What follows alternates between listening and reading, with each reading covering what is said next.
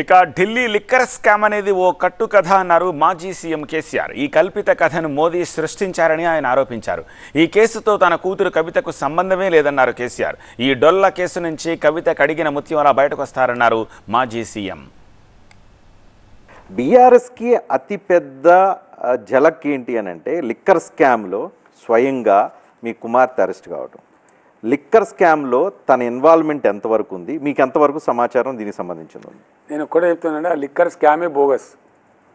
అది నరేంద్ర మోడీ సృష్టి. Where is the scam అండి? That was the liquor policy of the Delhi government.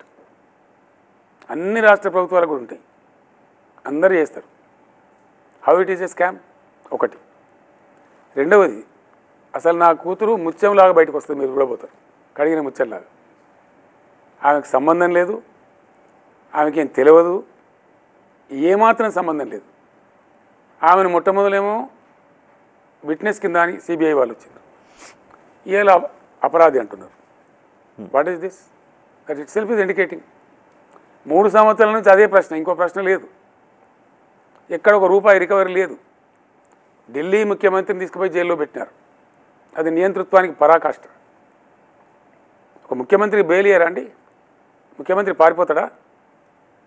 కవిత గారు కూడా ఒక MLC పారిపోతుందా?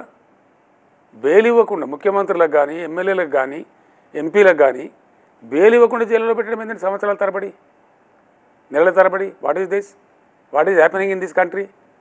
There is no scam at all.